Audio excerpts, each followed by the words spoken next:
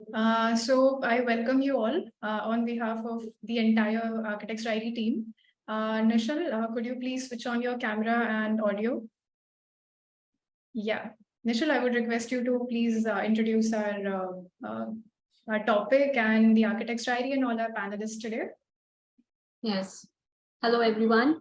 A very good afternoon and warm greetings to the Architects Diary members, our honorable panelists of today's webinar, and all the viewers who have joined us today. I'm Architect Nishal Seva, co-editor at the Architects Diary, and your host for today. And we have Architect Kamalaja Tamboli, managing editor of the Architects Diary and our moderator for today's discussion. We welcome you on behalf of our entire team to the third edition of TADialogue Series 2023. We thank you for dedicating your time from your busy schedules and joining us for this initiative today. Founded and managed by a team of architects themselves, the Architects Diary has become one of the most visited architecture websites in India and is committed to featuring the best of architecture and interior design projects. Established in 2016, we envisioned the Indian creative community in a digital space, which was then abundant and unexplored. Thanks to the 55,000 plus architects and designers who believed in us and chose us for their project publication, we now have a monthly digital footprint of 25 million plus on our effortfully built website and social media platforms, with more than 15,000 people visiting our sites daily. We, as a media house, consider ourselves as the most important pillars of the nation, working tirelessly every day, uplifting the designers community, and showcase the best of curated Indian works to the global audience. We aspire to bring in the highest changing tide in the vast sea of information and knowledge. We humbly wish for you to be a part of this change with the Architects Diary. The TADialogue series is a monthly webinar series conducted by the Architects Diary, inclusive of panel discussions, interviews, presentations, and talk series by renowned architects, interior designers, architectural photographers, and influential people from all walks of design and technology field. Based on meticulously curated trending themes in each session, the invited speakers are carefully chosen by TAD's very own editorial team based on their knowledge and expertise in the particular topic. We believe in the power of dialogue. Getting the right answers from the right people is what the TADialogue series is all about. The Architects Diary's exclusive members tribe, consisting of 1,000 plus firms, with a viewer count of 100 plus audience in each session, definitely go home with extraordinary takeaways and informative add-ons. Our enthusiastic editorial team is always on the lookout for trending, innovative, inspiring, design-relevant, and stimulating topics that direly need to be addressed and shared with our ever-curious community. Conducting this series is helping us create a unique go-to library for the design fraternity where every question is answered. With this initiative, it's our vision to create a universal yet distinctive source of information beneficial for everybody. So for today, 27th of May is celebrated as the World Interiors Day. So much of our lives are spent perfecting the environment we live in, be it our homes, our offices, or any other place for leisure. It's the one thing that will always evolve and change with time and the expectations of human beings. Today, we have gathered here to celebrate World Interiors Day with an Indian twist. As diverse as our country is, we have an equally diverse panel for today's discussion from all corners of India. So let me introduce you to the panel members today. We have Narendra Joshi, founder and principal designer of the firm K.N.Associates. With a degree in civil engineering, he studied at MS University and worked with some prestigious architects of Vadodara, like architect Karan Grover, architect Percy Pithawala, and architect Moni Fukan, who became the pioneers that helped him immeasurably in expanding his vision and imagination. K.N.Associates have marked their way in the city with a distinguished portfolio of projects in architecture, interior, landscape, and product design in various scales and typology. We have interior designer Ruby Gupta, who is a zealous and unconventional design artist. She infuses life into any ordinary space with an artisanal interior designing magic. A certified interior designing consultant from Kurukshetra University, Ruby ma'am has learned to draw inspiration from everything around her. She keeps filling her decor canvas with ideas from contemporary, traditional, modern, and chic mold. She's the founder of Ruby's Signature, which is based in Chandigarh, and has a versatile work portfolio spanning from restyling residential, commercial, retail sites to revamping real estate turnkey projects into mesmerizing Indian spaces. Architect Tushar Kothawade has co-founded and is the principal architect of Studio Infinity in Pune. He completed his Bachelor of Architecture from the College of Architecture in Nasik and is inspired by the great works of Charles Korea and B. Doshi. The studio offers inputs in various facets for end-to-end design solutions, covering architecture, interior, and landscape. Since its inception, Studio Infinity has completely focused on wide spectrums of projects with an intention to create a common platform where creative endeavors are backed by professional expertise. Architect Varsha Jain leads Creative Architects and Interiors, a multidisciplinary firm in Chennai. A key source of design ingenuity at CAI, she is an alumnus of the University of Pune and is known for her functional and efficient designs.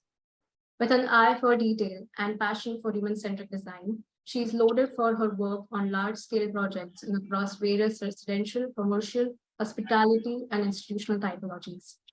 She has CAI made a force to be reckoned with the Indian industry and public and private sectors. We have the principal architects of Loop Design Studio, architect Suvrita Bhardwaj and Nikhil Pratap Singh. They completed their Bachelor of Architecture from Sushant School of Architecture and Chandigarh School of Architecture, respectively. Loop Design Studio's sensibility lies in the ability to tap into perceptive qualities such as beauty, scale, context, personal meaning, and cultural ingenuity of a space. The designs portray a specific and thematic approach to space building that retrofits into the overall scheme. I heartily welcome you all. Now I would like to ask Kamalaja to initiate the discussion.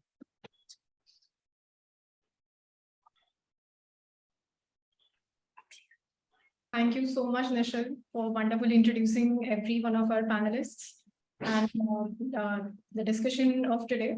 So I again welcome you all to the panel discussion as a part of TADialogue series, our monthly webinar series.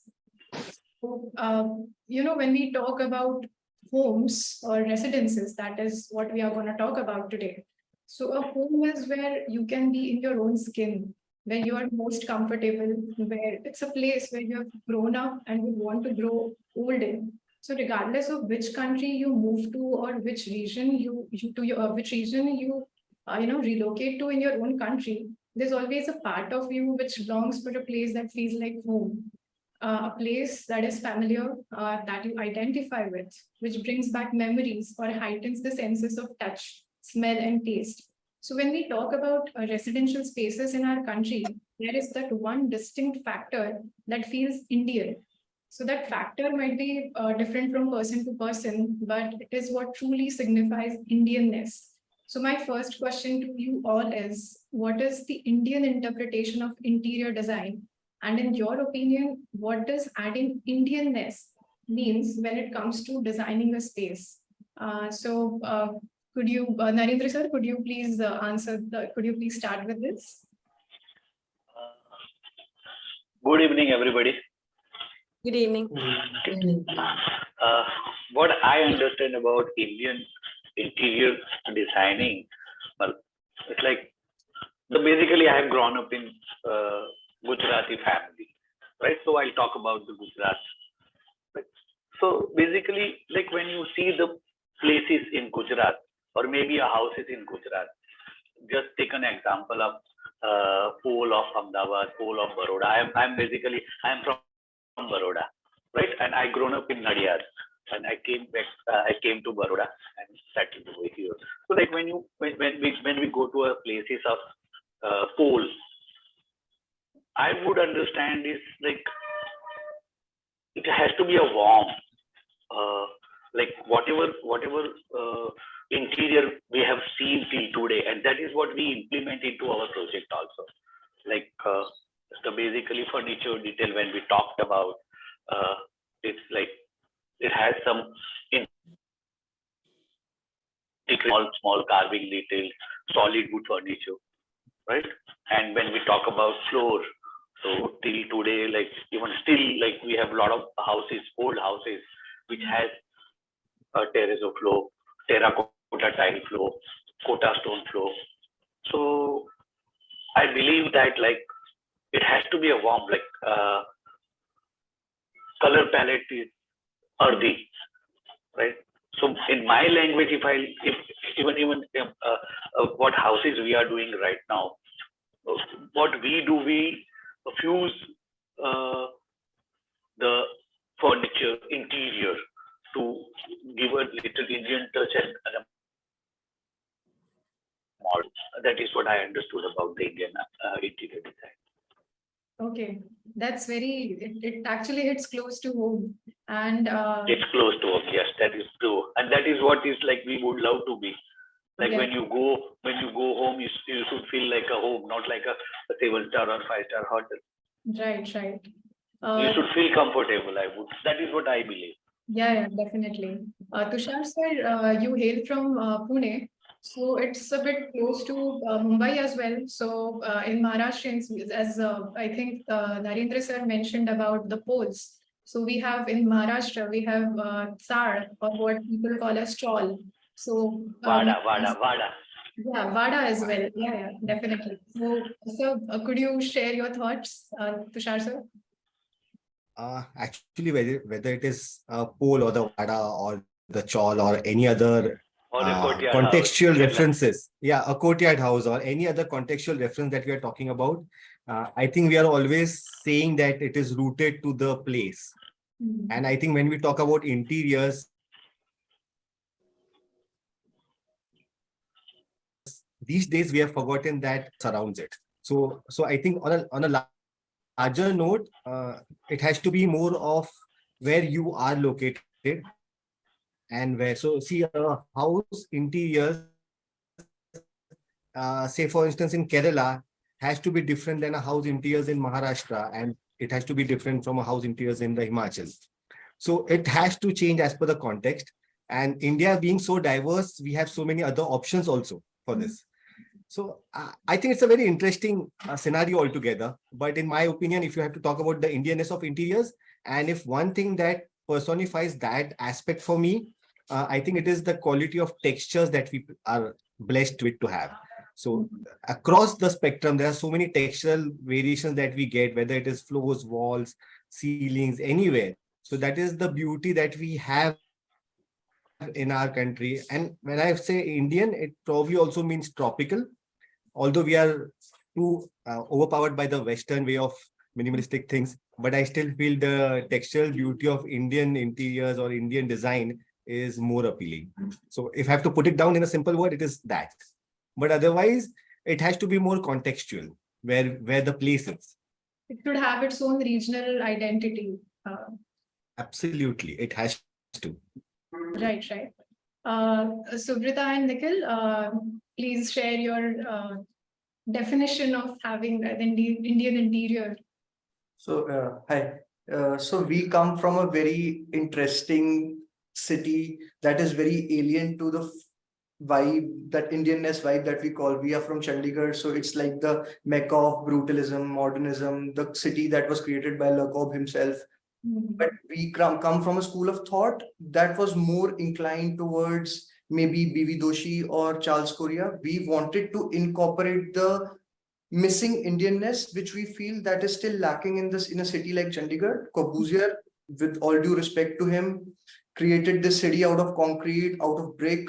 But in order to provide that warmth, that what Narendra ji mentioned, we think that we need to add some warm materials, some warm color tones, some Indian stones that need to be added to the space. And that's like I feel with the changing times, with the state-of-the-art interiors, and usually like people prefer modern volume, but to add Indianness, I think materiality is very important. The materials that you're using, so they don't want those tiny balconies, or the, like, if I may say so, if I talk about Jaipur Rajasthani architecture, the jharokas that used to be there, all of that is redundant now. So the volume is like very modern, state-of-the-art elevations. Everybody wants that, but it's the materiality. When I'm talking about the elevation, it's the materiality that brings that Indianness. And I also feel, if we talk about the kind of clients like we've dealt with, again, I feel everybody, if I talk about marble, they still want Italian marble. You say Indian marble, they feel it's not up to the mark, you know. So when those hurdles, like we try to pass those hurdles, I feel when you really want to add that Indianness with the modern vibe that people are craving for, I feel subtle elements such as beautiful wall adornments, like or if we go to Saharanpur, they have beautiful wooden sculptures that are very Indian, something from local craftsmanship. People who are like in Saharanpur, they create beautiful Indian adornments. So with those subtle elements also, like Tusharji very rightly said, fabrics. So these are these subtle elements that can bring Indianness to the space. And I also feel an Indian home should not feel decorated, it should feel collected. So nowadays I feel it's an amalgamation of everything. Like if I talk about my home, whenever I travel, I get something from each part of the world. So that homely comfort feel is to each their own, it's very subjective. But if we just talk about Indianness, subtle elements like a big chandelier that takes me back to the Mughal era, that in itself can add Indianness to the space. So for us, the idea is to amalgamate the Indian palette with modernist forms and volumes, and that creates an altogether Like a new synergy, architecture yeah. style. Creates a very smooth synergy to the space. Yeah. That's what our idea is. Right. I mean, it's in the little things in the end. Absolutely, yeah. Yeah. Rupi ma'am, you also hail from Chandigarh. So what are your thoughts? Are they, in resonance with Suvrita and Nikhil, or you have your own different school of thought? No, I completely agree with them, because we are from the same area where we are near UP, Himachal, and Punjab. So in our area, residences are very big, and now we are missing Indianness in our interiors, because everything has become so modern and European. And if you talk about, everybody wants imported things, imported furniture.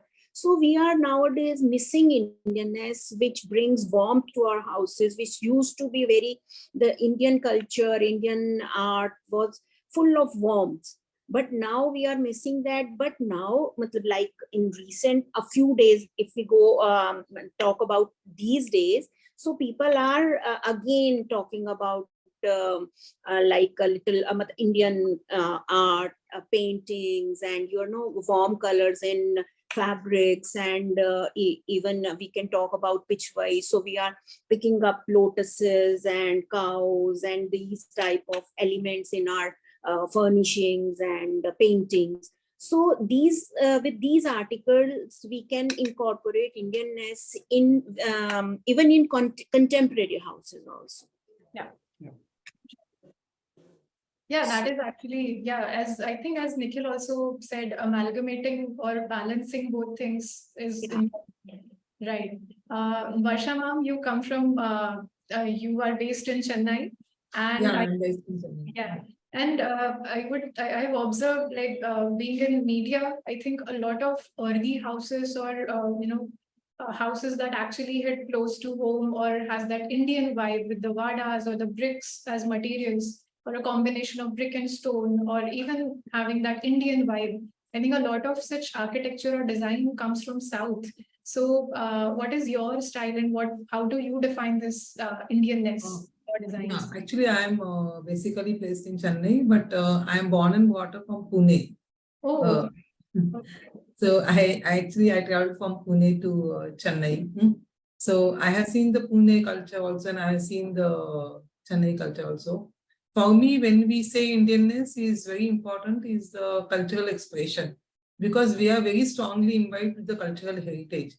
So how that culture is imbibed and how that expression is going to come through your design, that is very important. As Mr. Tushar said, I completely agree with him. It should be contextual. I mean, for which region you are designing the houses, that is very important. Whether it is a Kerala, whether it is a Tamil Nadu, whether it is a Maharashtra, everywhere you have the different cultural expression and different climatic region. So your climate responsive design and your sustainable design also going to create a lot of different design elements, which we are using traditionally also. The certain elements which we can see these pillar slabs and all, they becomes a part of the interior design also, but at the same time they act as a good sustainable solution also for the roofing also, and they give a very nice intricate pattern with your earthen pots, or whether you use these clay tiles which are used in Kerala. So definitely all these factors matter, and of course the color palette, texture, and which region you are and what kind of texture pattern you want to influence, that definitely will matter for the Indianness. That warmth and homeliness is our most important part, which is there in our culture, that we have to bring it. Right, definitely. I think on the same lines, my next question is actually regarding the warmth itself. So when we talk about Indian culture, the term hospitality often comes along with it. So how do designers create a sense of warmth and hospitality in their spaces in the design? So Varsha ma'am, could you kindly elaborate? See, when we say warmth in the hospitality, our first thing our comes in the mind is Atithi Devo Bhava. I mean, for Indians, the guests are the expression of the god. So we always design the spaces, even considering what warmth we are going to create in our houses, like how homely our houses will be. And while designing the spaces itself, we will divide the spaces like functionally, how we'll have the guest living separately and the family living, and like that expression will be brought. And with that expression, we'll always try to create have the materials in our designs, which should be like if you consider the wood. According to me, the wood is a very warm material. When you use a natural wood in the furnitures or in some of our designs, that brings that richness, what we really require for the giving the warmthness to the guest also. And even when they come home, they feel very homely. All these Indian swings, actually, these wooden swings with the chain and the suspended swings. I mean, they are the part of the living. Yeah, And that really gives that homeliness. Or when we have these low sittings, the different kind of designs with the cushions and all, those all materials definitely bring the warmth which is required for the guest. And the materials what we used in the flooring, instead of using I mean, very shiny materials, we can always use the rustic materials or the brick walls, as you already said. I mean, lot of houses we see with the brick walls, the combination of the brick walls, the concrete and the wood. Actually, all these natural materials, by default, they create the entire warmth what we are looking for. Right. Tushar sir, I think you were in the last discussion, I mean the last question, you said something about the warmth in the hospitality. Could you kindly elaborate on the same? I think you would have to unmute yourself, sir. Yeah. Yeah. I think I agree with the idea that materials play a big role in creating warmth, especially in the interiors. It also can be seen from a different perspective at the planning level.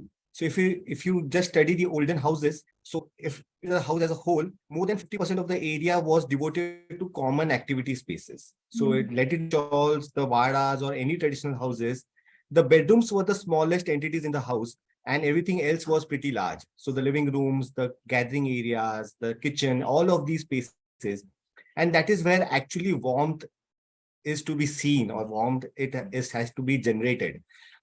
Earlier times, nobody used to call up before coming to your houses. Why? Because the houses were always welcoming. Now,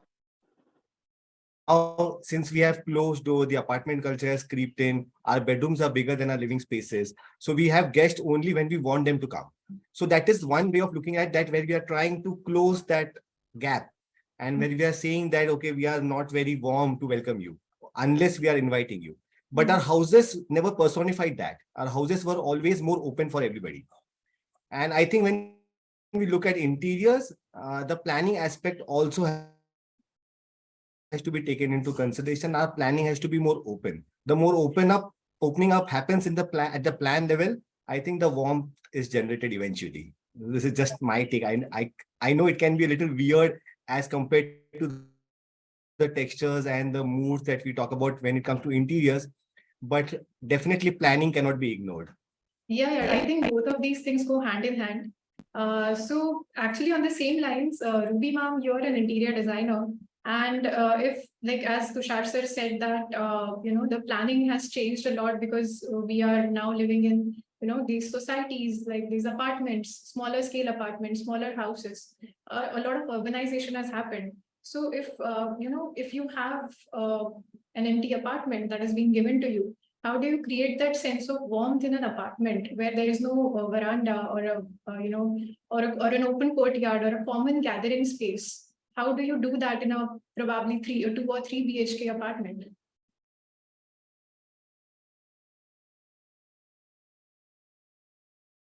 Ruby ma'am.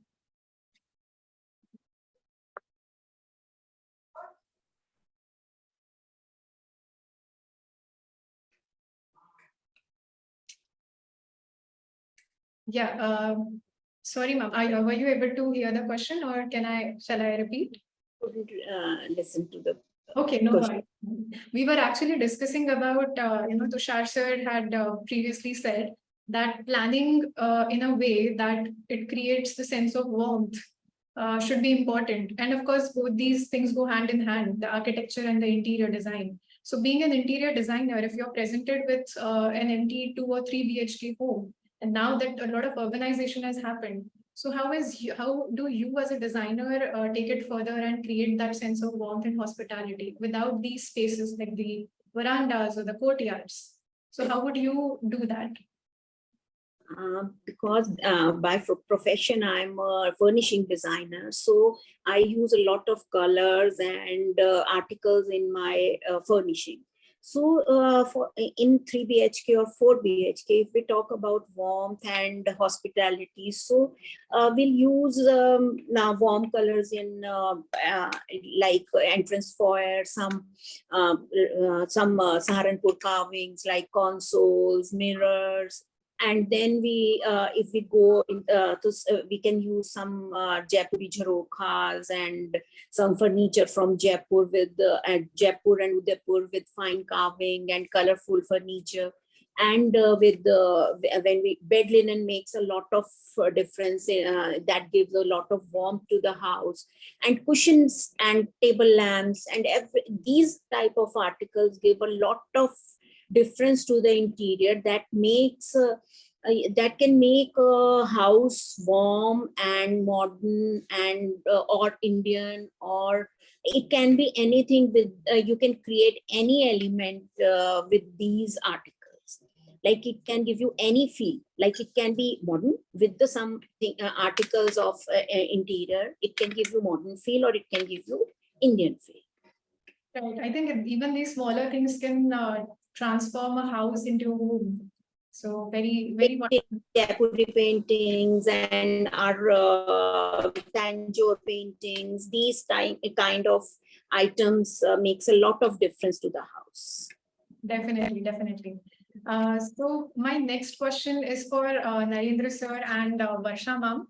So having been practicing in the field since a few decades now, you must have seen a lot of shifts in terms of design styles or trends that are happening in the industry. But there must be, one common factor that must have remained constant while designing for the Indian clients. So while talking about cultural fusion, how does a designer balance and incorporate the latest modern or contemporary trends and elements or designs into the traditional Indian homes and incorporate the needs of the ultimate end user, that is the Indian client? So Narendra sir, could you take it further? Yeah, like when we talk about the cultural fusion, and you are talking about like I'm practicing from last almost around 20 years, right? So switch, yes, definitely switch has been always there. Right now, like if I talk about in the point of view of the client, so as like Tushar has said, we generally we focus on planning first. Like we generally do the project with architecture and interior both. So like definitely we do only interior also and the architecture also. But like when we start designing our houses, like and if I'll say something like we are known for to make houses more Indianness, then there is nothing wrong into it. Like because whatever houses, if you see our houses or whatever residential scheme we have designed, those all has Indian touch. Like we use some Jarokha from maybe a Kathiawad or maybe a old door from maybe from again a Kathiawad because maybe in Ahmedabad. So those columns, brackets. So that is yes, cultural fusion. Now, as even Ruby ma'am said, like the people like see or uses more taxes, fabric taxes and everything. So even client wanted some cozy sitting. So we fuse those furniture with the Indian touch, and we uses the material which gives you a feeling of Indianness. Like maybe for if I'll give you the perfect example, like flooring, like we prefer to go with more of like Kota stone. We use a solid wood. So yes, 100% is there, like modern fact with the modern touch with Indian traditional detailing. We definitely use that. Right.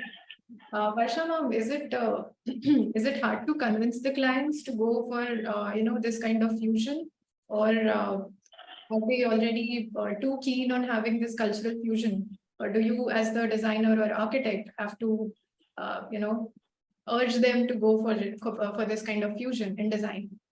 No, according to me, see, one thing is very important is when you design the house or when you design any space, it is ultimately the expression of the human, because ultimately that particular client is also going to get reflected in that space. That is very important.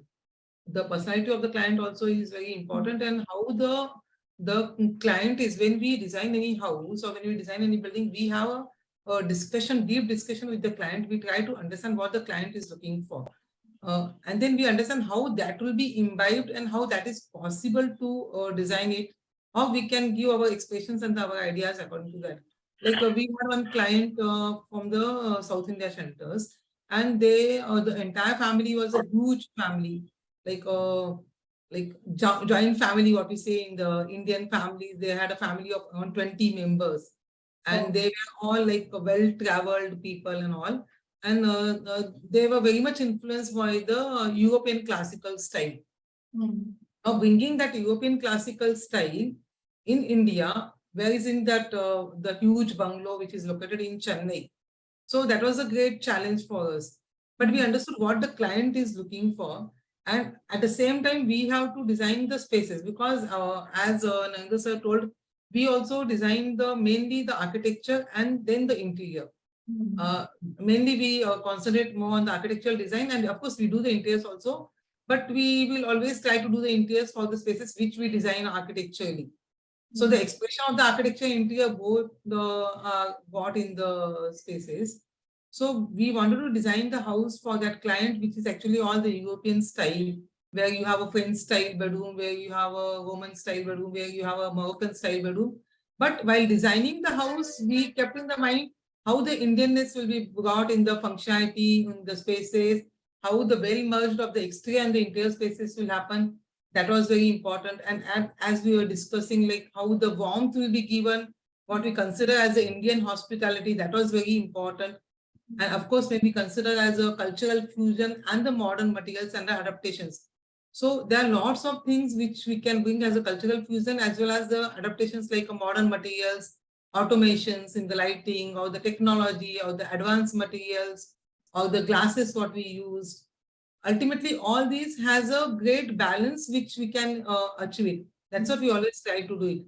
So even the houses, even the bedrooms what we design for them, they had a European style, but we tried to bring all the Indian fabric, where you have the Indian motifs in the furnishings, and where you have the the color palette, which will of course go with that pen style also, but at the same time it will be Indian. Because we have not got the material from the France. We have got the material which is very much from the India. So it is a nice fusion and the nice balance and the proportion, the color and the harmony, what we can see through the interior and the exterior spaces. So that can be achieved. Right. Wonderfully said. So, yeah, my next question, I mean, Nikhil and Suvrita, you seem to have mastered the art of hospitality while we are talking about hospitality. So you've mastered this art with your unique cafe designs or restaurant designs in the north.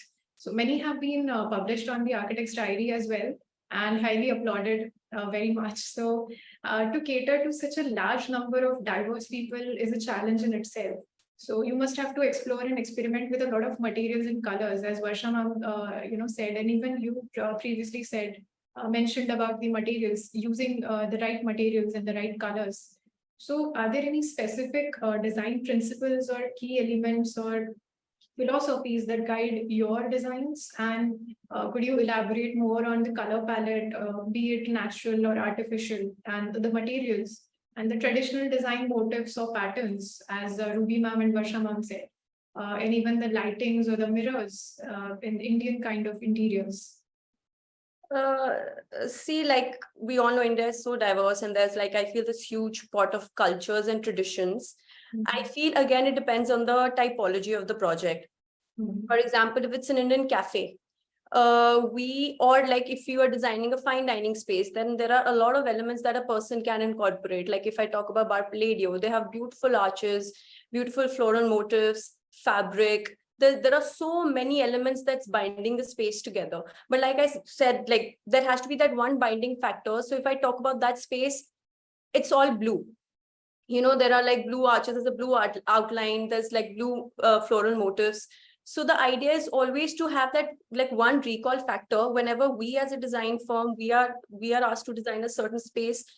Nowadays, Pinterest, like everyone is like on Pinterest. The clients have so many ideas. They have like a briefing of 100 words, but we try to direct them that by the end of it, there shouldn't be a mix of everything that just confuses the audience, right? So the idea is always to have that recall factor, that what are you taking back, by the taking back at your space, like by the end of the day. So how we try to design our spaces is to have like one hero element. For example, if I talk about certain Indianness, now we are designing this space where, there's a beautiful scalloped false ceiling, very reminiscent of Gothic architecture, but there are these beautiful chandeliers hanging at different levels. There's stone masonry. So for us, that ceiling is the one wow factor that we're aiming at. And other elements are going to be the supporting elements that's going to have like a beautiful harmonious synergy over there. So it's all about, again, mastering one particular element. If I talk about Babas, that was featured in Architect's Diary. Now the idea was to create a dhaba. Now we did not want to create a lot of spaces. We wanted to create that one warm texture. So we used mud fuska for the alleyway as soon as the person enters. So we did all the experimentation within that axis where person is, absorbing the Indianness. But as soon as we are sitting in in the courtyard space of the restaurant, everything is super subtle. So we use mud fuska, where local artisans, ladies from the nearby villages, they especially were, brought in to like do the mud fuska of the spaces. So we try to be true to like each and every material that we are using. We use local artisans for pottery, which were made into lighting installations, and we use bamboo. Yellow kota stone on the floor, Nanak Shahi brick on the walls, but again the hero element was the gully, the gully. So it's always identify what's going to be the main feature of your space, and then select the other materials and the spaces and design other spaces accordingly. So it's a game of highs and lows. So one element is the hero element for the space, and others can be like a bit subdued. So that's what we try to play with. And we also try to like bind all our spaces together, all materials together with lots of greens also. We integrate a lot of nature in all our projects. Yeah, so that becomes the relief factor. That's how it goes. Right. Actually, you gave a very unique perspective, having the star element or a star material and then revolving others around. That's actually a wonderful and unique perspective. So Narendra sir, your designs always boldly and very beautifully showcase the spiritual and religious spaces in a residence. So how do the designers incorporate spirituality or cultural symbolism? And up to what concept or like does up to what extent does,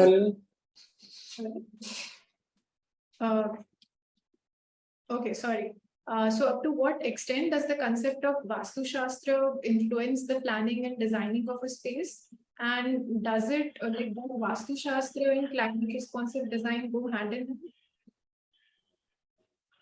Nowadays, like when you say, like when any client approaches you in India, I'm talking about India, they want to do their houses according to Vastu. Yeah. Out of like I may be knowing 1,000 people or maybe a 5,000 people in my career. Out of 5,000, 4,900 will say that we want to build our house based on Vastu. And I think it is very, very nowadays. So people will come with their Vastu Shastri in our house office, and Vastu Shastri will suggest that this, you put room over here, put door 3 feet away from this. I don't know. I don't 100% agree with that principle. Okay, being an Indian, I do believe in Vastu. I don't say I'm not, but I would consider Vastu is completely a science. And when we start and when client gives us a free hand, we definitely going to do something which is very, very, very nearer to Vastu. But like when it comes out to be very, very, very complicated, then we say no, we're not able to do this kind of a houses, and we are not interested in doing it. Yes. Second very important thing is like when you talk about the spirituality. Yes, being an Indian, we all are spiritual, right? Anybody, like any caste, any area. I'm so sorry to say caste, but any area you take from the India, everybody will prefer that their puja room has to be very nicely done. So yes, and with the puja room, I would consider people's emotions are more involved into it. So, like if I am designing a house in Rajasthan, or if I have to put because two factors are always there. One, like when it comes to a spiritual spaces, one is like it has to be in a northeast corner, because God is always happy in northeast corner, and there should be a water nearby.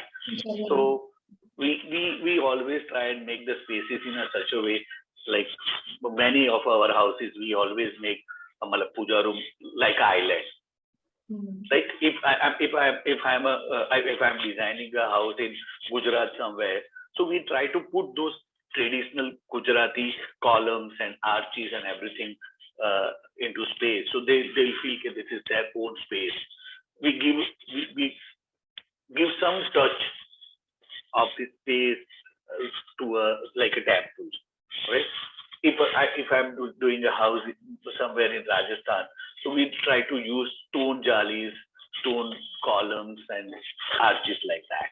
So I believe like that this subject is very, very touchy. I would consider, like at every client nowadays, like I don't want to use any other word, but like they feel that like if they do the Vastu, they'll be the more richer person.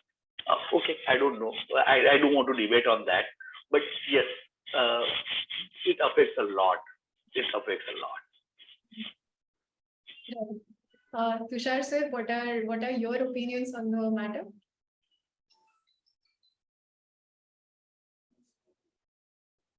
What I've realized over the years is that if you have to design well, you need peace of mind. And if you need peace of mind, you have to follow Vastu. So sometimes agreeing with basic fundamentals of Vastu always makes life very easy at the start.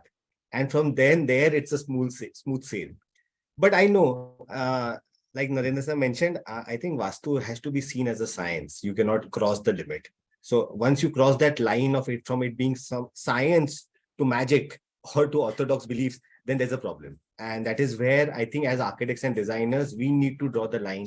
We need to educate our client. We need to groom them or orient them in such a way that they understand that why a particular room has to be kept in a particular zone or a particular space has to be designed in a particular way is a science, and it is not something which is going to affect their life in a very different way.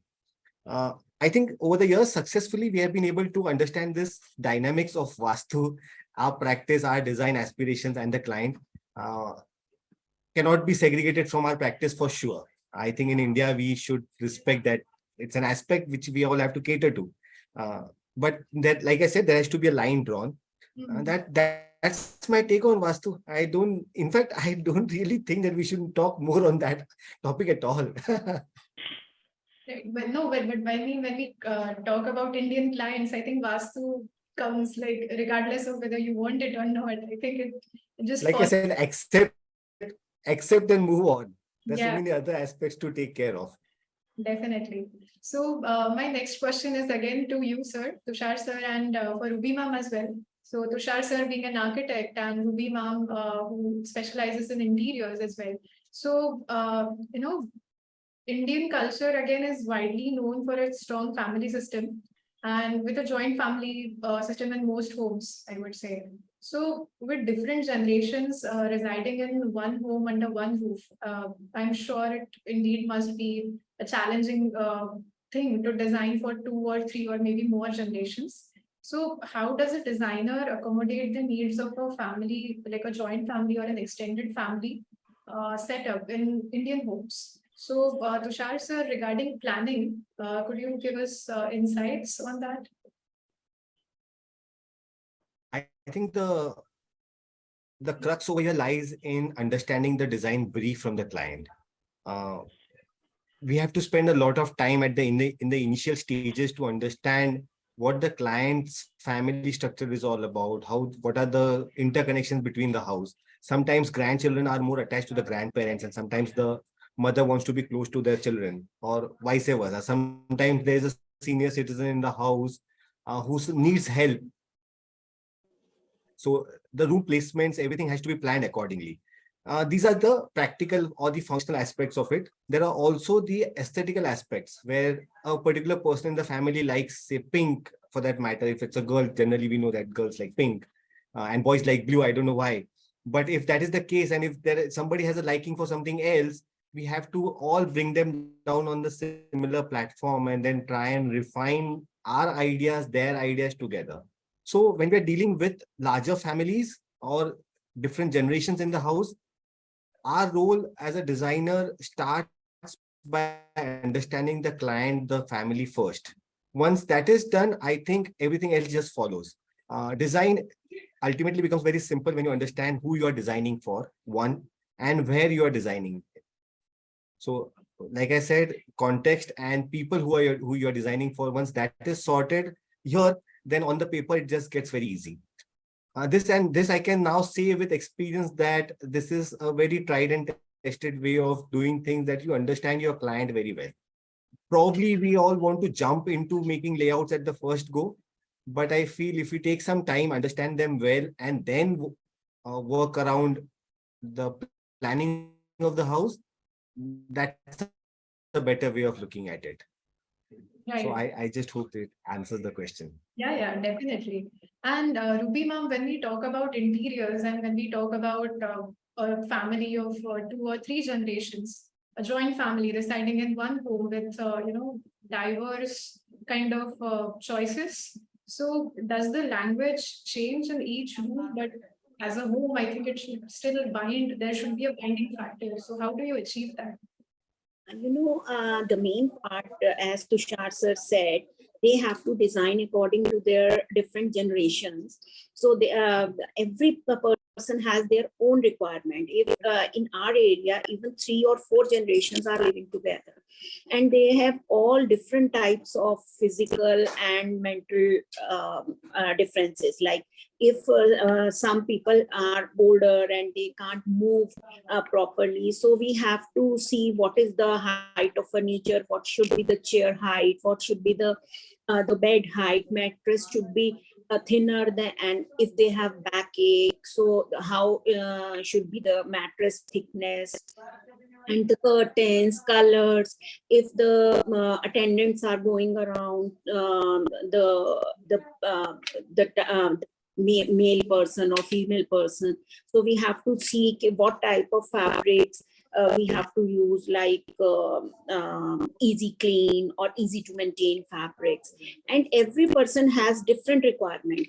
If a child or kid is living and they have their own area, so their study part, their study chairs and their playing areas and their entertainment areas are totally different. And if you have young generation, they need all home theater, party areas, and this type of areas where they can enjoy the most. But at the same time, you have to see the older person who are living on the ground floor and first floor. They shouldn't be disturbed with the younger generation.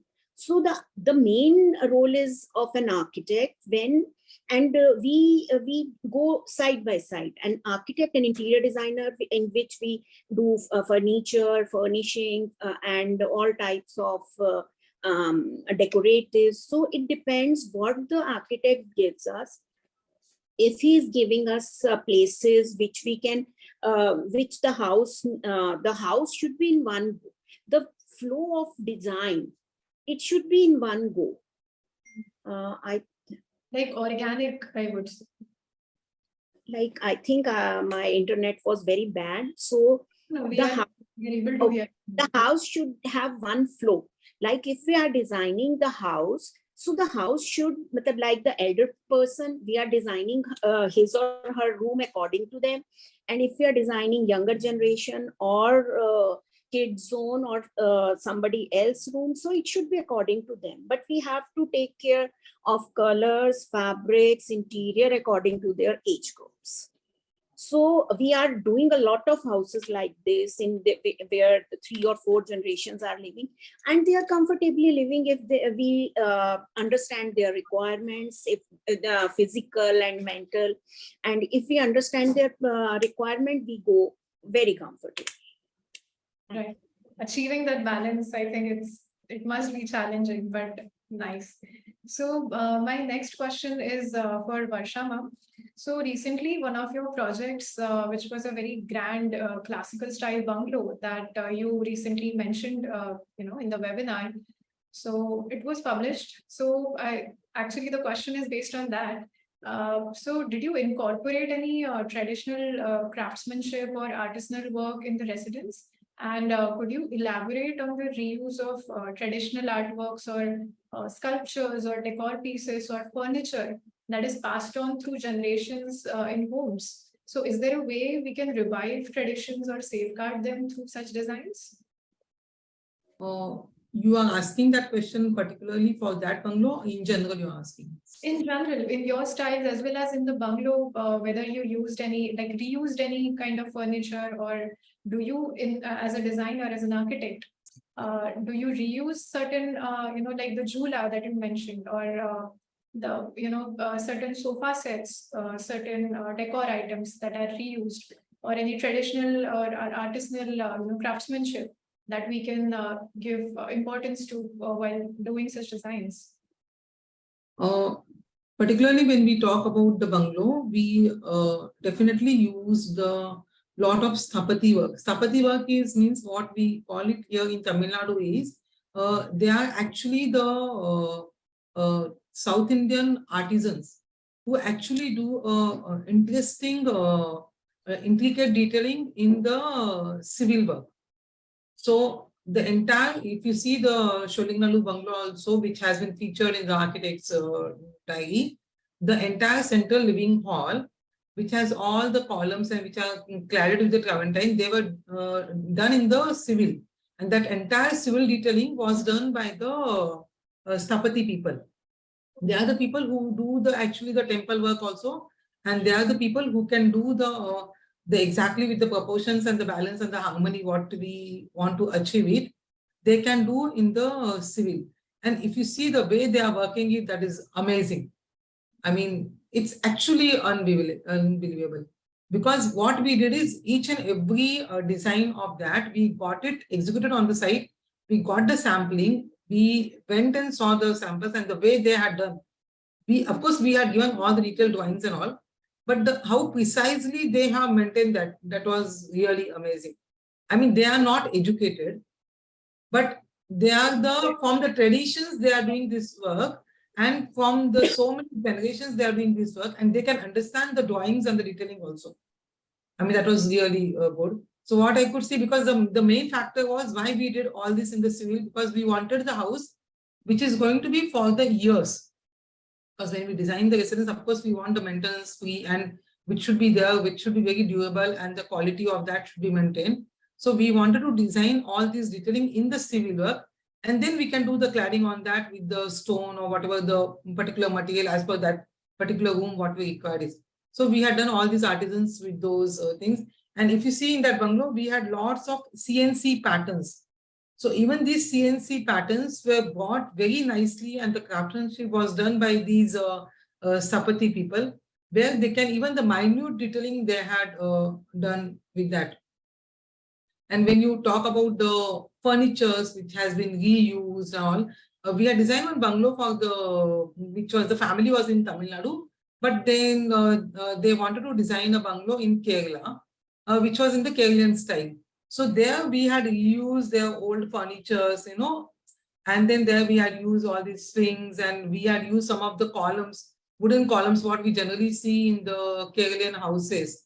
So there we had reused those materials, and we had a great balance of what we are talking about, how the cultural fusion can be worked out with the new innovations and the new material technology and all. So that we had got in there. Even if you see this Sholingallu bungalow, as we were discussing some time back, how this all the different spaces, like how they are well connected, since this family also was for the 20 people. So it's a very extended joint family, what Ubi ma'am was explaining and what Tushar sir was telling is. So the linking is how we do, that is very important. Whereas we had designed all the common spaces, public spaces in a one style. And whereas all their individual spaces, where they have their own bedrooms, that was designed as per the individual need. That is very important. So how the Ubi ma'am was telling, understanding the each and every individual need, and giving the spaces as per their comfort, but at the same time, how you will connect all the public and the semi-public spaces to the house with the private spaces. That actually creates a great balance. Right. So I think a lot of such artists or the craftsmen, I think they are the ones who are helping us revive this kind of tradition or a lot of crafts and arts that we see. So even a while back, Nikhil and Suvrita mentioned about this kind of traditional work that have been used in one of their designs. So could you elaborate on that? So basically, it is a contemporary house. And I personally like, of course, if they're hiring us as professional, we do reflect our taste. Briefing has to be taken into consideration, but by the end of it, we have to direct them too. So, this project that I'm talking about has very clean surroundings, like simple, clean colors, clean flooring, one flooring throughout the space. But yes, for that enhancement, for that, for those adornments, yes, we did have these, really colossal, wall adornments. For me, I feel scale is something that really changes the game. So a smaller painting, I feel that is pretty out of fashion when people would use like small, wall adornments and make a bigger picture out of it. For us, you take that one particular element and just increase it into like 5 times its actual size. And that in itself creates quite an impact. So we have a lot of those features, which we as Loop Design Studio prefer using. So we really concentrate on scale. So yeah, there are these beautiful, for example, if I talk about all these subtle vibe of the entire space, we have this beautiful, huge red painting, in the atrium space. So that, is that beautiful eye, like popping element that, again, people think of. I know so many times my client tells me, everybody, whenever they see the painting, I think it's the scale, that really stays with them. So we have a lot of elements, talk about rugs. A lot of times, like in Kashmir, you have like such beautiful rugs that are there. So people, given that they're so expensive, a lot of times people, they don't want to use it as, as something that they put on the floor. They just want to, like, I've seen it at so many homes, they just frame it and then they flaunt it, on the wall. So yeah, the usage of so many materials are also changing. So Right. that's how we incorporated the Indianness, the elements. And if you talk about furniture, so they stay in Badal. So they had like this beautiful furniture, and then every home, every family has its hierarchy. So the grandmother of the family, she did not want to let go of the furniture. It was this beautiful teak furniture. So we refurbished it. We gave it a distressed finish.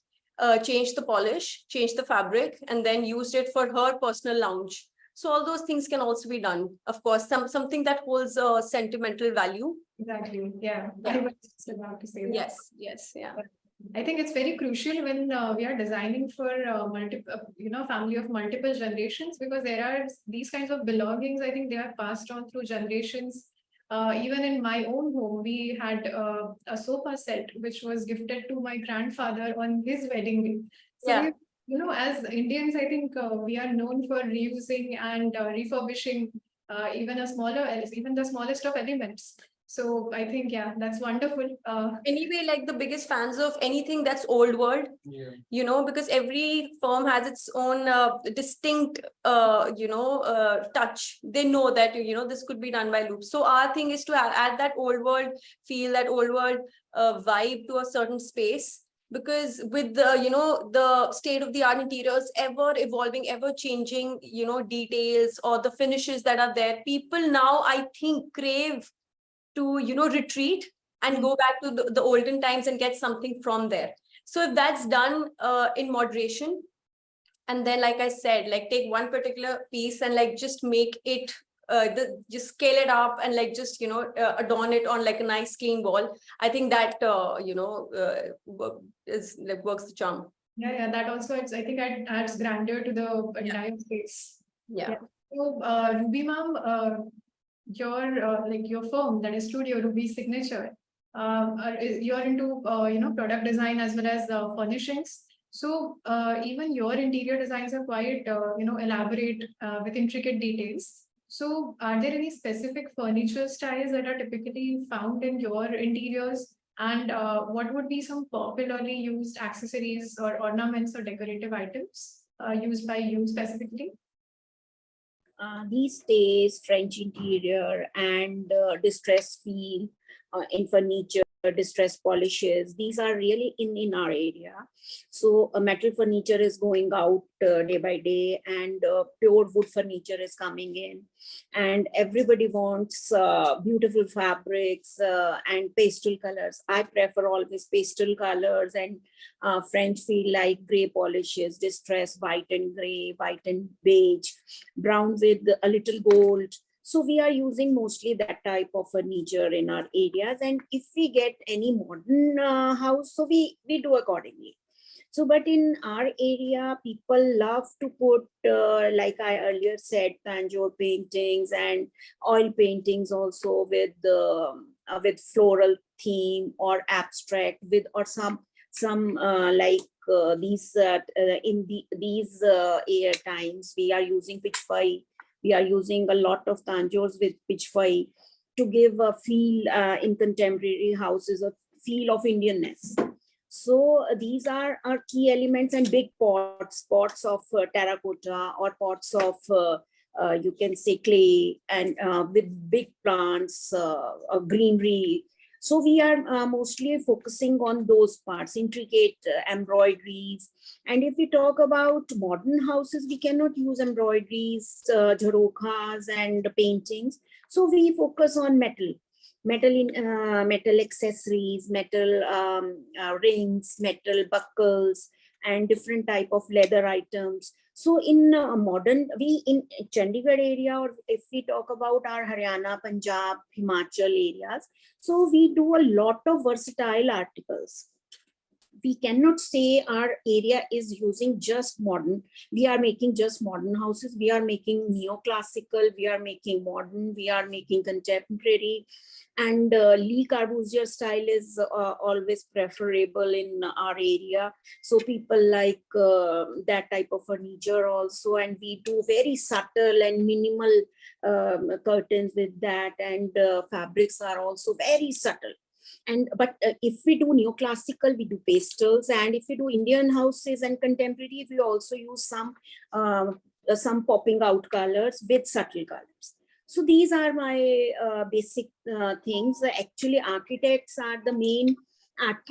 plays main role, which gives us, I should say, who gives us ingredients, and we are interior decorators and furnishing designers. We have to create a good recipe out of that, which suits the taste suits to the clients also, and their climate and their way of living, everything. So we are the cooks, who have to make good food out of the given ingredients.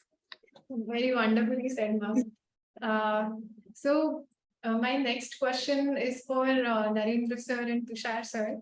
So, looking at both of your design styles, most of your designs always have a lot of open spaces or fenestrations or wonderfully created pockets for natural light and air for ventilation. So how does artificial light or natural lighting contribute to the enhancing of any ambience of the space that you're creating and the functionality of the interiors? And could you elaborate on designing spaces with such kind of maximum light or ventilation in terms of planning? So like courtyards, verandas, or large fenestrations, jalis, jharokas. So since we are talking about architects, as Ruby ma'am said, that architects provide the ingredients. So how do you do that in your designs? Sir ji आप चालू कीजिए फिर बाद में I'll कह रहे I was just waiting for you to start. Yes. Okay. It's a very tough question, actually. How do you look at these elements? I don't think they have to be seen as elements per se. They have to be very integrated with whatever you are designing. Especially in our conditions, light is very tricky. Sometimes you have to get in more light, and sometimes you have to control the amount of light that filters in.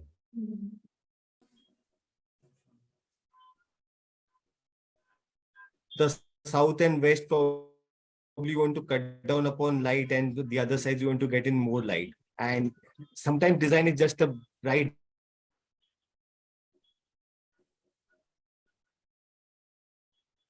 towards the user. How you are going to design for a particular, so we spoke about generations staying together. See, if suppose there's a old lady or old person in the house who needs more light to read, then we have to Tushar sir, I think we are unable to hear you properly. There is a lag in audio, video. Yeah, probably it just exited and came back. Are we good to go now? Yeah. You were talking about designing for generations and how to utilize such spaces.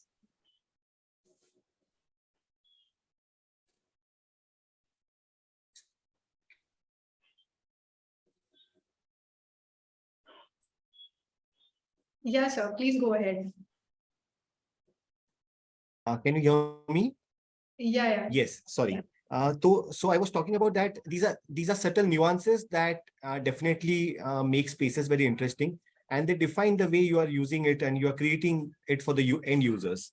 Light definitely is a very important aspect when it comes to design, planning, architecture, interiors, and probably even landscape. Revolving around light is a big challenge. Especially in our projects, we would like to diminish that line where architecture and interiors merge with each other. It has to seamlessly integrate from outdoors to indoors and again back to the outdoors. So diminishing that line defines how your light is going to filter inside the house. We always know that larger verandas will help you to cut down the light in a different way. Screens and jalis, like you mentioned, or jharokas are going to define how the light filters in.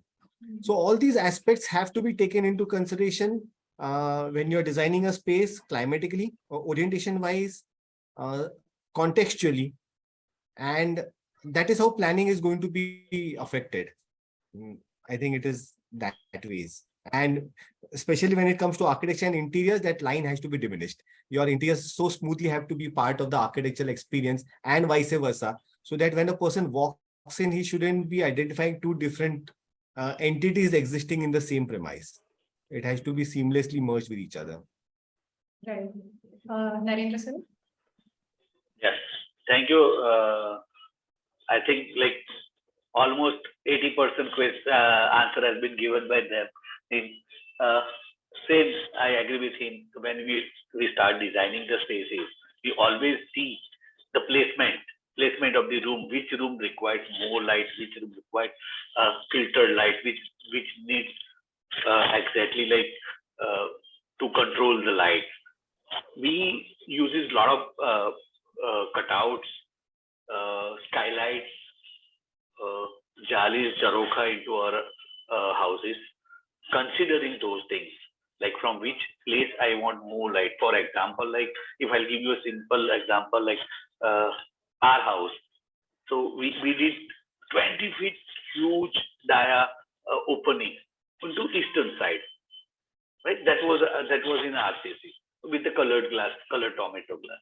So we thought like here I'm going to get light till around maximum 11 o'clock. So I wanted that light to get into the house. And there is very interesting space was there, like the staircase was going over there.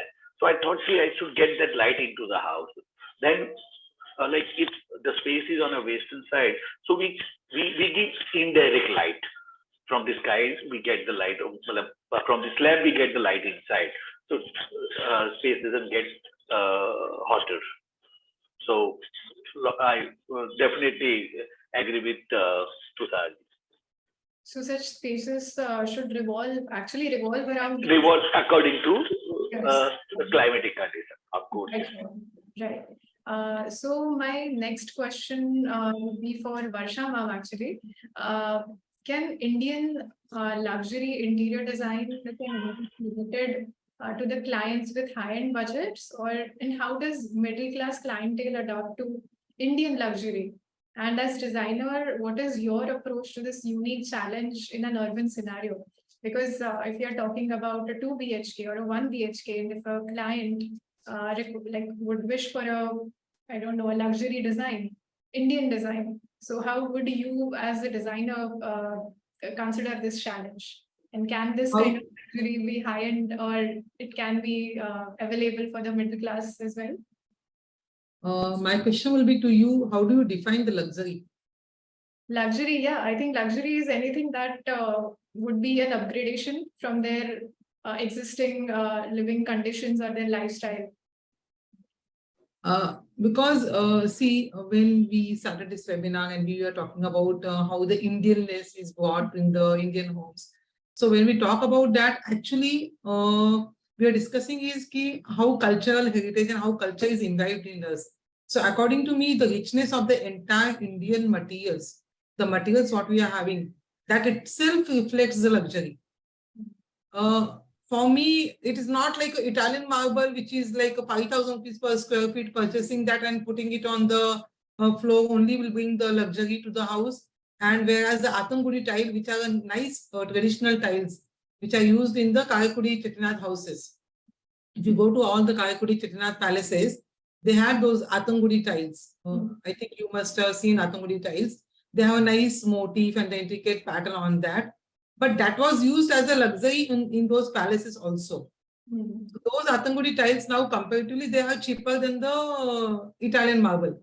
But if those Atangudi tiles, if I'm going to use in the Tamil Nadu, in some of the houses, even in the middle class family, which is going to be 2 BHK, ultimately it is going to give that richness to the space.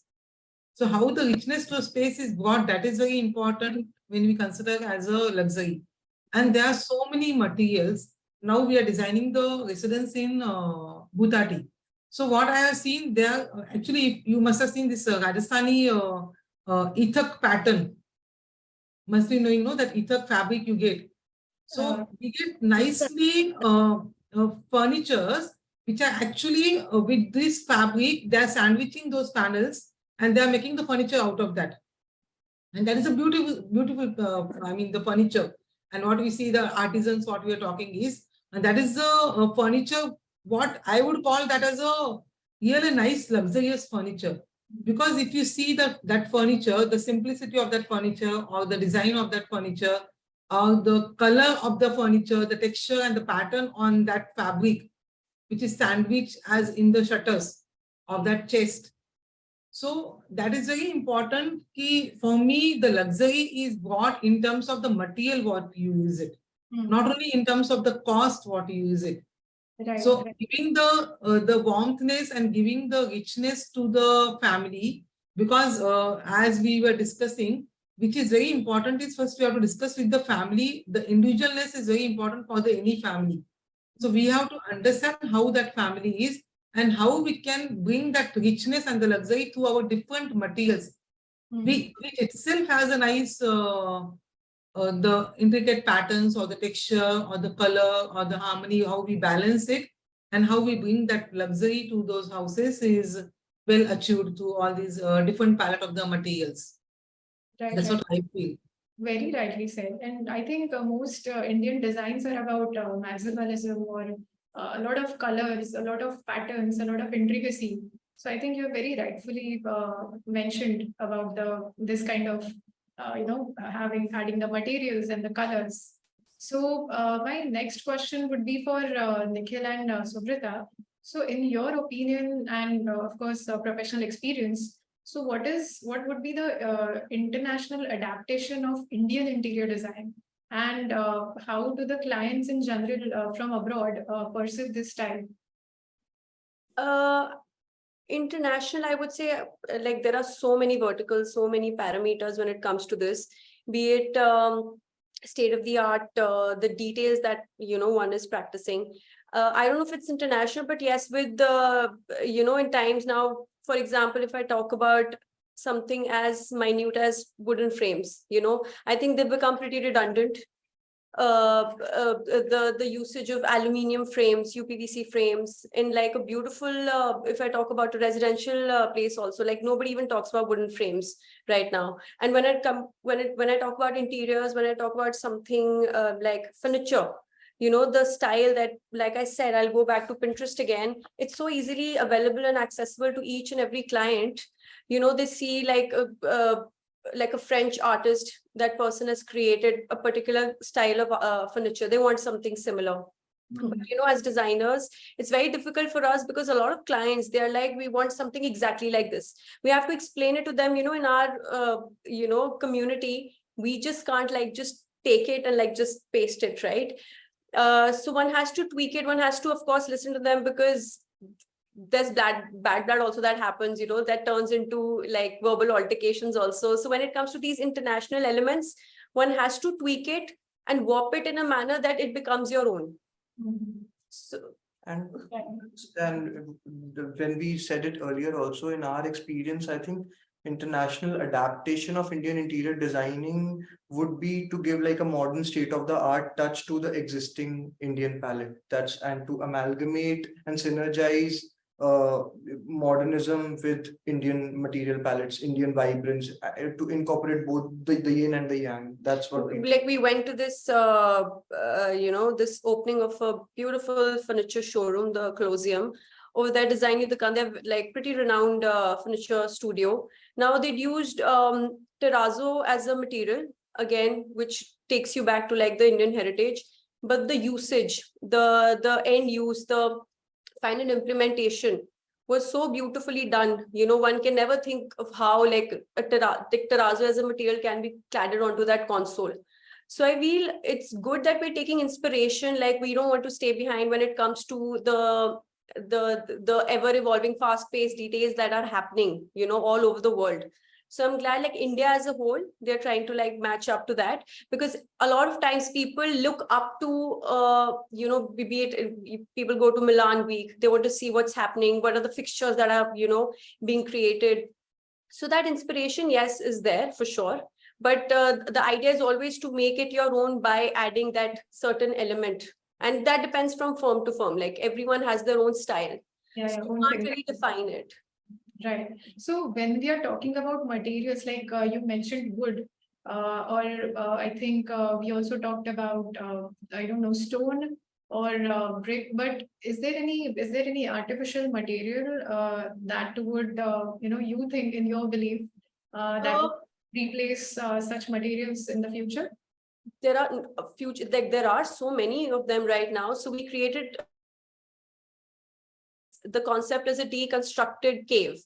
So we had given like these different levels, and we wanted this certain length of 6 feet seamless stone slab, which is very difficult to procure here in North at least. Okay. And now the thing is, they want something really different, but now they've asked us to use stone veneer that is available in the market, stone laminate. But we as a firm, we are not the biggest fan of simulated, you know, products. For me, again, if I give you an example, this one client wanted typical like Victorian interiors, but said, I don't have the budget. We use laminate. So for that, you know, that's when you have to use that radar of yours, that what project to take, what not to. So yes, of course, one can't be like too strong-headed. Also, there are times like we're completely fine with using wooden laminates as a flooring.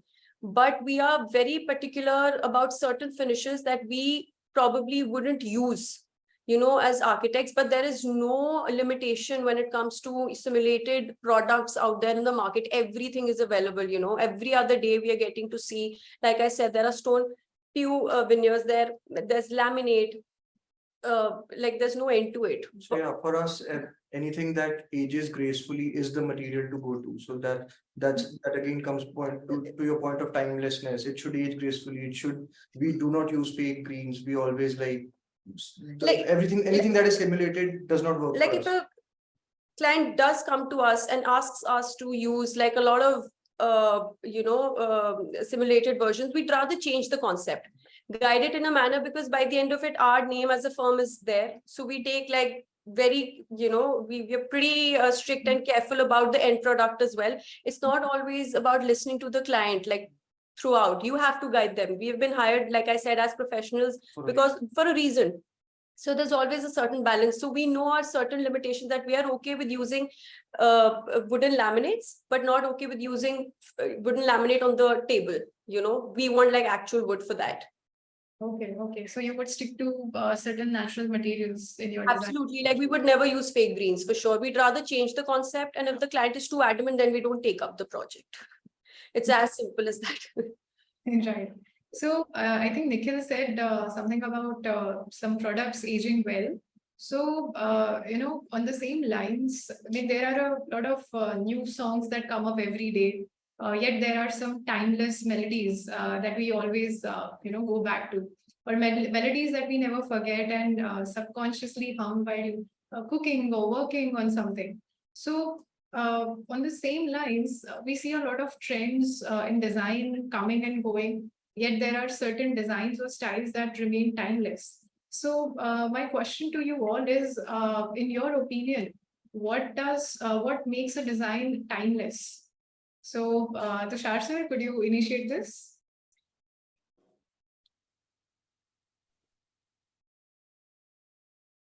When you said that there are some old classics and some new songs, you forgot to mention there are remixes also. Yeah. So I think an amalgamation of all these just makes the playlist well. Yeah, so what makes architecture and spaces timeless? I feel it is the beauty of non-existence of too many elements. The space has to dominate, not the elements. The day that any space that you remember has a recall value. I remember somebody said that there's a recall value to what you are designing. That recall value comes most of the times through the space. the kind of feeling that is resonate in a given space. So if we are able to achieve that quality of space in our designs, I think that makes it more timeless. There are sometimes a few elements which very strikingly stand out as compared to the others. They are there, but to be on a personal note, I think it is the space quality that makes it timeless. Whichever great building that I have seen all these years since I've joined architecture, I feel what I have remembered is the kind of vibrations that I used to get in a particular space. And that is the biggest recall value for me. And that makes those buildings timeless. So if you see any masterpieces done by any master architect, they have a timeless value to it. And that comes through the aura of that building, to the space. And I think that is important. Okay, Varsha ma'am, what do you think? What makes I feel when we talk about the design as a timeless, the natural materials are very important, because the natural materials will be always timeless, whether you use 100 years back or whether you are going to be that same natural material will be there after 100 years also. So it is going to be timeless. The quality of the material, the aesthetic quality of the materials, durability of the material will make the design which is timeless. That same design will stand today also, and that same design will stand after 100 years also, if the quality and the durability is good. Flexibility of the design is very important when we call about the design as a timeless. As Tushar sir said, the integration of the spaces, outdoor and the indoor and the exterior, interior, these all, the amalgamation of all these spaces ultimately works well when we have the one more added things on that is when the flexibility in the design is there. So what space is today is there, that same space can be used as a multifunctional tomorrow, that is going to be timeless.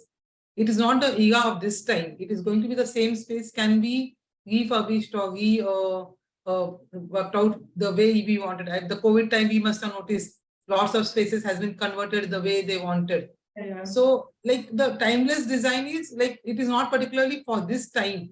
So according to me, even the flexibility of the design will be also as a timeless design.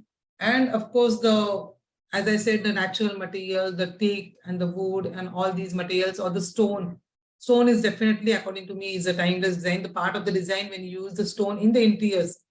So that is going to be timeless, because the stone jalis or the stone jarokas, or that is going to be there for the lifelong. With So that's maintenance, of course. Yeah, because these all are going to be the maintenance-free materials.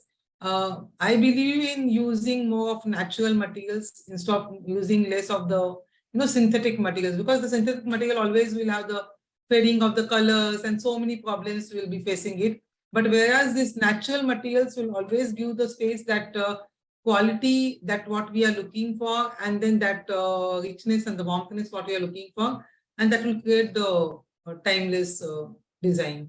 That's what I feel. Right. Ruby ma'am, what do you think? What makes a design timeless? I totally agree with Varsha ma'am. Wood is a very, very good element which is timeless. So for example, we have our old 80 years old house, and the house was going, like it was wearing out. So the doors and furniture we kept because our emotions were with them. So we bought the doors, jalis, and some furniture pieces of wood from there, and we used in all of our cousins' houses. One of the house was contemporary, two were Victorian, one was modern. But we use some way or the other those furniture and doors, and it is looking very nice. So, and if we talk about fabrics, the fabrics, your weaves never go out. Like herringbone is a weave which never goes out, and the grains of fabric and wood, it always goes side by side. So, and stones, stone top tables, and if we talk about your inlay work, inlay work in, sometimes it comes in tabletop, sometimes it comes in floors. And if you talk about your lights, like we had our one Chilam dance style of light, and which is 80 years old, and we are using in a modern house like a stunner. So these type of elements which never go out, and like our dresses, you can say sari never goes out. So wood never goes out. Wood, stone, terracotta, and these terrazzo, they never go out. Right. So these elements are the ones that can make a design timeless. Yeah. Okay, Narendra sir, what are your thoughts?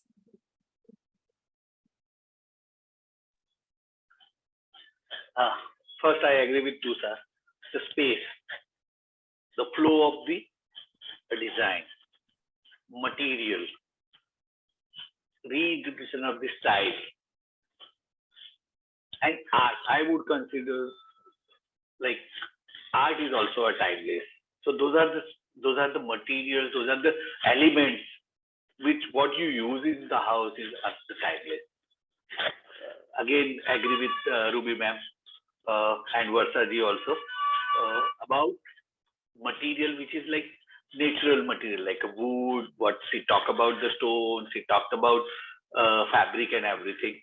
So those are the things which are timeless. That is what I consider is a timeless. I think you mentioned art. I think that's a wonderful thing. Even Nikhil and Suvrita talked about incorporating art into their designs. So please share your thoughts. Yeah, Nikhil and Suvrita, yeah. I agree with everyone here on the panel, but yes, I'd like to add one particular vertical over here, is to not practice like extreme trends. I'm not going to take names of like particular like restaurants or cafes, but there was a phase where, you know, scooters are being used as seating. There's a table with different chairs, tunnels as, you know, like a seating space, or neon signages. You know, it is an extreme trend which did like, you know, it had like this boom of, you know, and we've been like, we've practiced that too. You know, our earlier work does reflect those same things. And what we've learned is that our first project was Kareem's. I feel it has aged so well, but a lot of like 2-3 cafes that we designed, which was like the trend of the moment at that time, using you know, a lot of neon signages, quirky you know, elements, like all these captions in neon signages, that I feel they haven't aged so well. So for all the young architects and interior designers, I feel you need to ask yourself that question, like, do not like just dive into the extreme fad of what's going on, and ask yourself if you would like this, you know, in the next 3-4 years. And, you know, as designers, we have that innate ability to, you know, answer that question, that, you know what, I might not be okay with this. I think I kind of like, I'm getting better at it. I ask myself that question. Suvrita, would you like this after, you know, 3-4 years? So you need to have that radar, which of course, you know, gets better with time. So just to add another vertical, like I agree with Varsha ma'am, Narendra sir, everyone, that, you know, material, of course, is like very important. Anything that's close to nature, as nature grows and ages so gracefully. Like if I talk about wood, you know, when wood withers, it just keeps getting more and more beautiful. You know, it ages so beautifully. Older the flooring, the more character it has. It has so many stories to tell. So many people have worked on that wooden flooring, you know. Same goes with stone.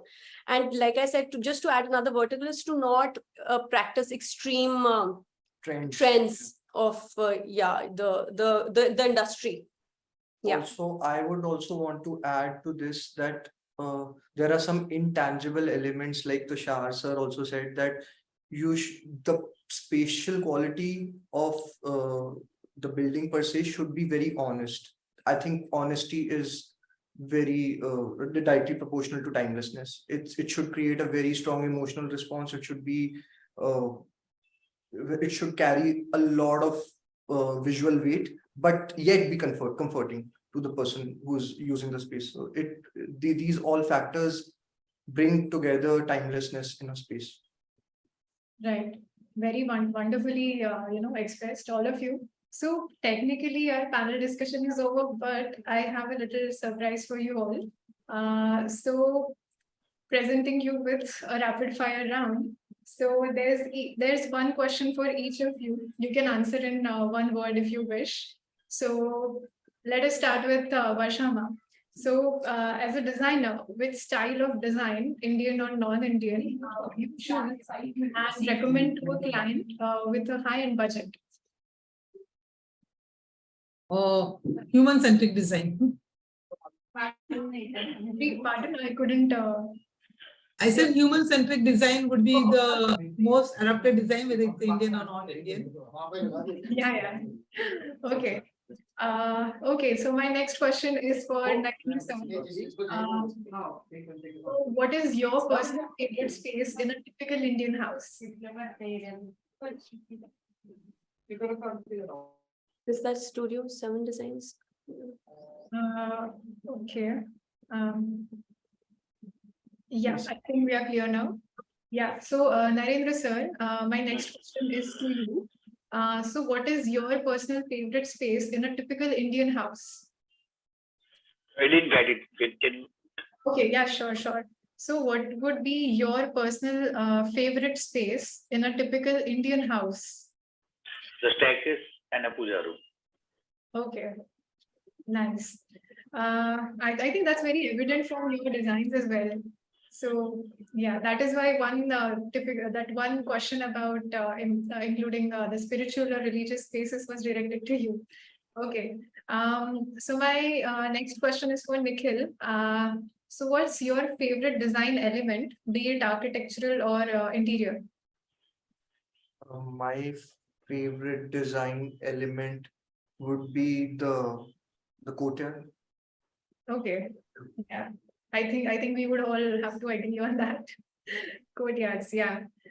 So Ruby ma'am, what is your go-to material and which material fusions would you like to experiment with?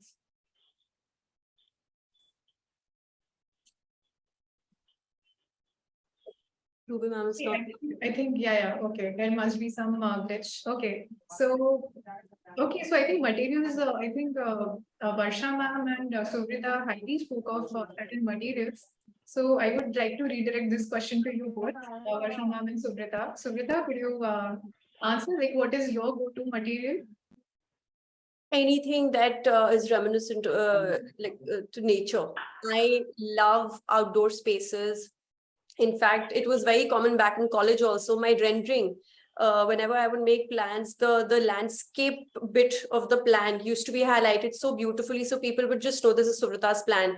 So everything that takes me back to nature, and I am an avid reader, so it like any form of escapism, that something that feels straight out of a storybook. So any material that does justice to that that escapism of mine is my go-to materials. Majorly like something that connects me to nature.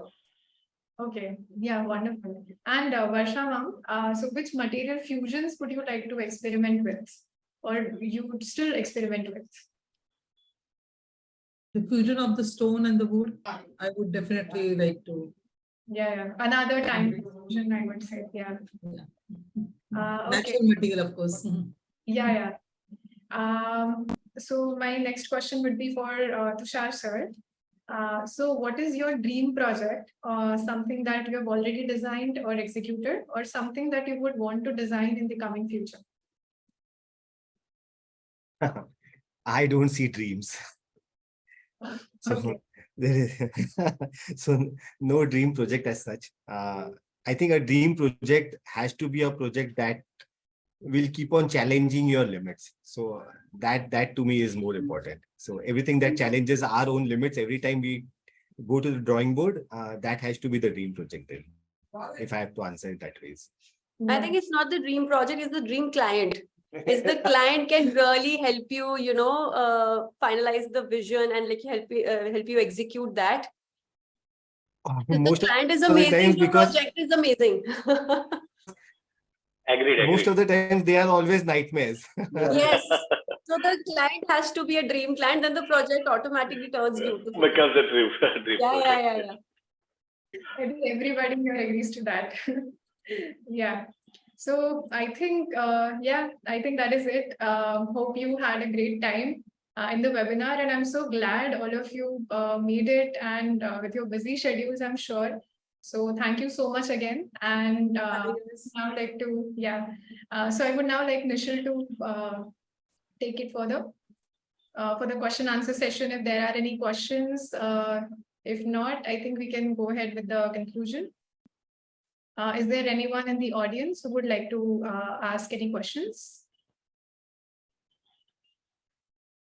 Hello. Yes, hi.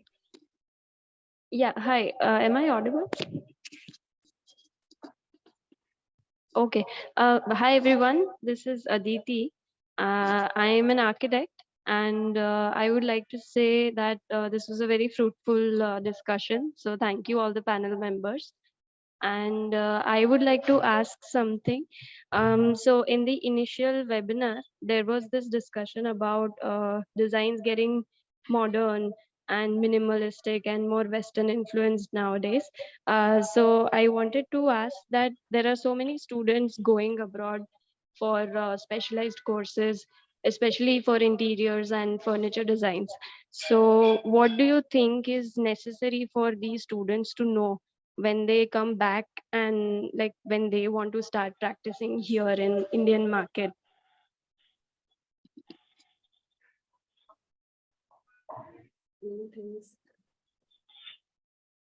Like if I just talk about, okay, I'll talk about residential spaces. Like I know like a distant relative that did a course, in Singapore.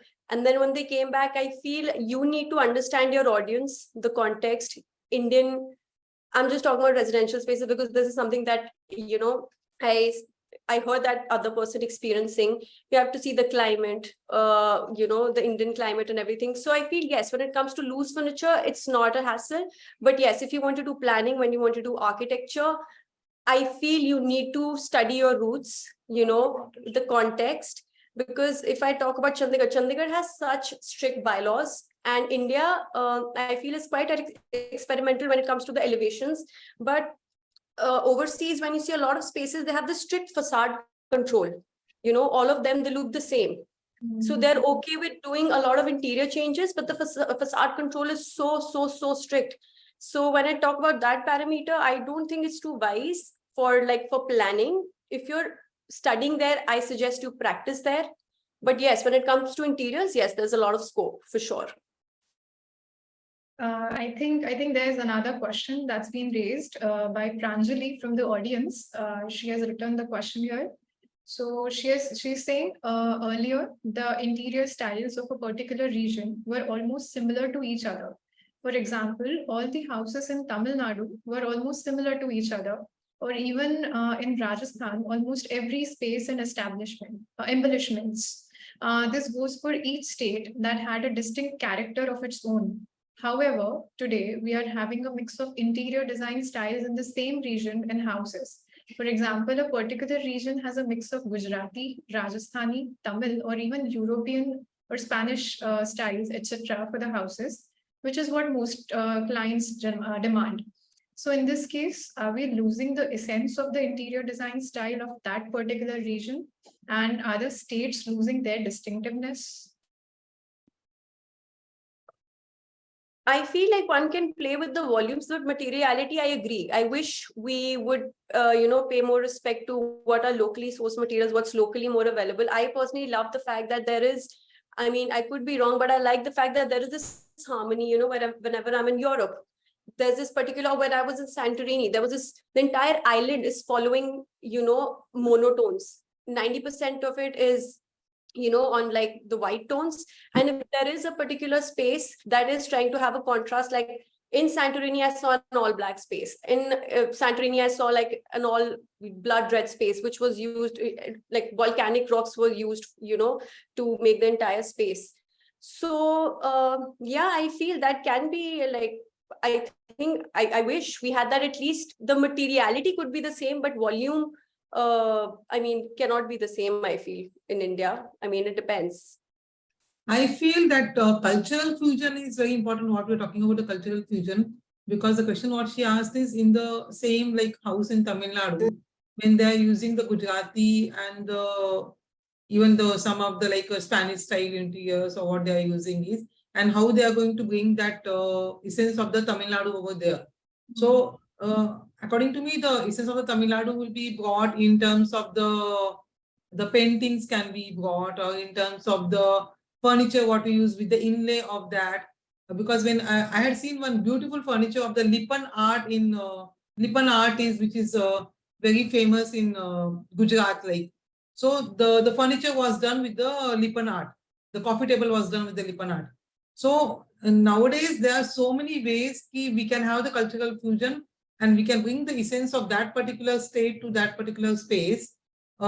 Even imbibing all the different styles and combining, we can have. And as the Suvrita madam was saying is, we can always have the material palette as a same. So the volume wise, we can create the design which will be of the different styles, but at the visually we can connect all these with the same material palette. That will definitely have the good fusion. Right. Yeah, Tushar sir. And I must say that this is a very, very interesting question. So full marks to the person who has raised this question, because this question is going to be asked in our country for a long time now. I don't think for quite a few decades we are going to be able to find this answer. It all probably started with food. The paneer which was famous in the north, you get all over India, and similarly the dosa which was famous in the south, you get everywhere else. So this is fusion actually, and now sometimes you may end up getting a better paneer sabzi down south than probably in the north. That also is due to the clothing that we are wearing.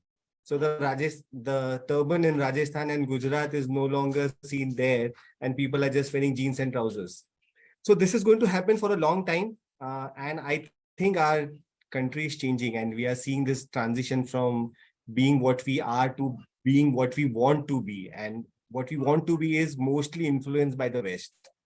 Right or wrong, even I don't know the answer, but I feel that this question is very important now, because we have to keep on asking ourselves this question time and again to get us back on our feet and say, find a direction for our own selves, whether we are walking on the straight, right direction or no. And I think that is where the crux is. I'm sure that we are not going to, of course, all that you have said up till now on the panel, that a fusion is important, a material palette that can have a right balance is important. But is this what we are looking at, or is this the direction that we want to move in, is the big question. And only time is going to tell us where we land up. So I wanted to just share my views on this question itself. So I just raised my hand. No, but it's very interesting. It's very interesting. Definitely something that needs to be addressed. And yeah, I think you were right. I mean, we don't know whether we are right or wrong. I mean, each person has their own style or own likings. So I think it's important. In the end, I think it comes down to the client and balancing the designer's ideas and the clients. So yeah. But being very optimistic about it, I would say in fusion lies opportunity. So yeah, I think we should be optimistic about everything. We might be able to create an altogether new architectural style out of fusion. Yeah, definitely. Absolutely. So there's another question, the last question that we would be taking. So I think Narendra sir can very well answer this. So Nikita is saying, thank you very much for this insightful webinar. What advice would you give to a fresh graduate starting off in the field of interior design? First of all, don't directly jump into the field immediately. Work with some seniors for some time. Don't look at the Pinterest, rightly said by Suvrita. Right now, what happens, what my experience is, about the young graduate is they'll work for some senior for 6 months or a year, and then immediately they'll start their own practice without understanding material, without understanding any kind of a thing. Every graduate or every person has their own, my uncle has given me a work. So why should I work for somebody? Let me start my own work. No, please stay with somebody, at least for some substantial time, at least till that you understand the materials, you understand the ground reality, right? And stay rooted. Don't directly jump into the this field. That is what I would advise. Right. Very, very rightly said. So I think with this, we end our panel discussion.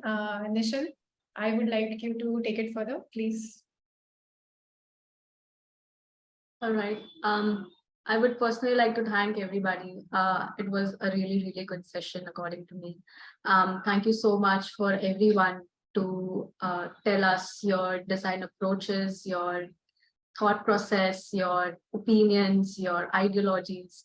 And I see all of your work in our website, and I have actually seen all the projects that you have described that was discussed in the webinar. And it was so good to actually hear you talk about it, to actually take us through everything that goes behind you designing something. And I think as architects, we are always learning. So you being the experienced leaders for this community, it's always good for us, for people who are still starting, who are still learning, to hear about everything, about everyone who is in this community. Thank you so much, everyone. Thank you. Thank you. Thank you so much and have a great weekend. You all, and I really hope that in the coming events, we are able to host you again. And I hope you all are able to be a part of our community from here on. Okay, thank you so much. Bye, everyone. Bye.